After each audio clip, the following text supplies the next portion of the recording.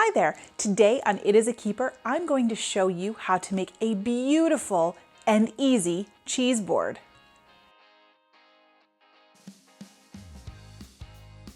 Cheese boards are one of my favorite things to serve for a party. They also make a great light dinner or even just a snack.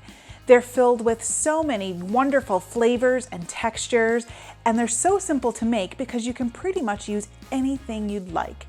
I'm going to show you some basic guidelines so you can make the perfect cheese board. Cheese boards are one of my favorite foods to serve when I'm entertaining.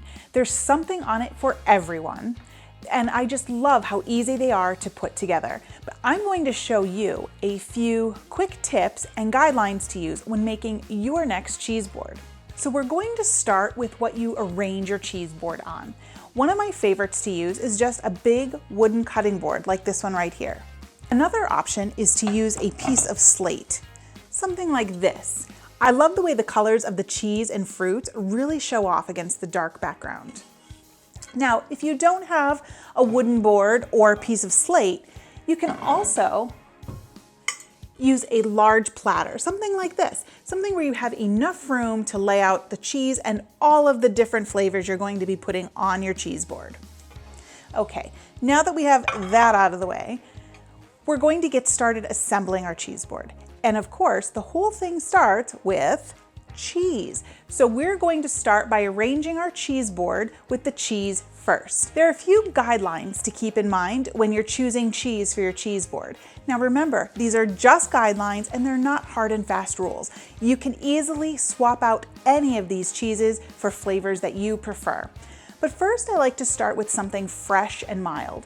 And today I'm going to use some fresh mozzarella, and I have some mozzarella balls that I'm just going to place in one corner of the board. And I like the organic look of just placing the mozzarella right out, but you could also put it right in the bowl.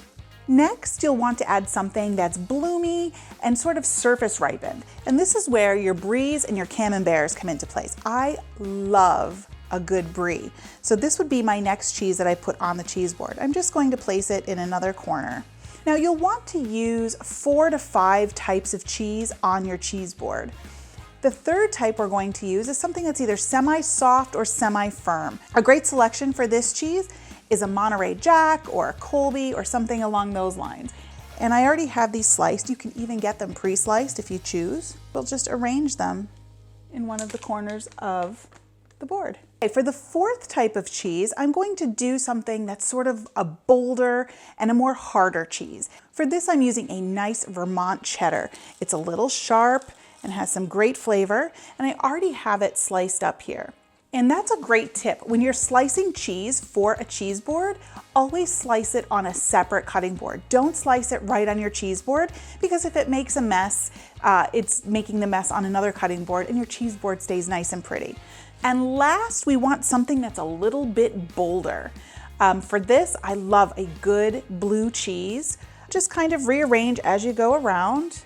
It's perfectly okay. This is an organic appetizer, so you want it to be constantly evolving.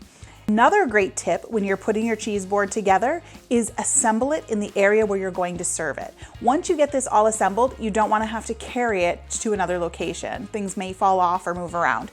So just put your board where you want to serve it and then arrange your cheese board there. Okay, so now that we have our cheeses on the board, we want to start adding some other accompaniments. So I like to start with height. A great way to add height to your cheese board is with grapes. And I love that they're big and bold and sweet, and they just add a nice touch to any cheese board. So I'm going to start with just an arrangement of grapes in the center. Next, I'm going to add some sliced meat. So it's always good to have something that's a little bit bolder, whether you use a Soppressata or a Lonza or something like that. You're just going to arrange them, different salamis, pepperonis, things like that, that have stronger flavors. Put them in different parts of the board, just kind of all around. So no matter where you're standing, you always have something to grab. Okay, so we have some meat, we have cheese, we have grapes. Next, I'd like to add a couple more fruits to kind of round out the boards. We have grapes. I'm just going to pile some strawberries in here. Fresh fruits are great, but I also like to include dried fruits. So I'm going to put some dried apricots on the center here. You could also add apples, pomegranate, whatever is in season you can add to your cheese board. Now, I'm also going to add some different jams and jellies and different things like that. So I have a fig spread here, so I'll just put that in there. I have it already in a jar. I have some chocolate hummus here. This stuff is incredible. So I'm just going to put that, it'd be perfect with the strawberries. And then I have these adorable little peppers that I found at the deli bar. That's a great way to get some fillers for your cheese board. Just go up to your supermarket's deli bar and look around, see what kind of olives and peppers and different things you can find there. Okay, we are almost there. I'm just going to fill in some of the gaps.